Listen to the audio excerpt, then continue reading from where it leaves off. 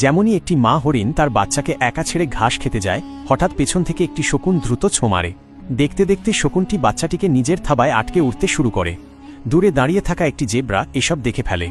জেব্রাটি সঙ্গে সঙ্গে সিংহকে খবর দেওয়ার জন্য দৌড়ে যায়, কিন্তু তখনই হঠাৎ একটি বিষাক্ত সাপ এসে জেব্রাকে ছোবল মারে। জেব্রাটি সেখানেই অজ্ঞান হয়ে পড়ে যায়। তখনই একটি পান্ডার নজর অজ্ঞান হয়ে পড়ে থাকা জেব্রাটির ওপর পড়ে। পান্ডা তাড়াতাড়ি কিছু ভেষজ লতাপাতা নিয়ে আসে এবং সেগুলোকে পিষে তার রস জেব্রার ক্ষতের ওপর লাগিয়ে দেয়। কিছুক্ষণের মধ্যেই জেব্রার জ্ঞান ফিরে আসে।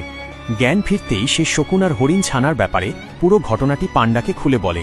তারা দুজনে সঙ্গে সঙ্গে সিংহের কাছে পৌঁছায়। সবার প্রথমে পান্ডা সিংহকে পুরো ঘটনাটি জানায়। সিংহ গম্ভীর গলায় বলে, কিন্তু এতক্ষণে তো শকুন হরিণ ছানাকে পাহাড়ের চূড়ায় নিয়ে গেছে, সেখানে কে যাবে?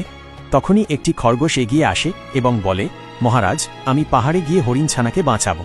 সিংহ বলে, কিন্তু তুমি তো খুব দুর্বল, সেখানে শক্তির প্রয়োজন হবে। তখনই পান্ডা আত্মবিশ্বাসের সাথে বলে, মহারাজ, খরগোশকে শক্তিশালী বানানো আমার কাজ। এরপর কি হবে জানার জন্য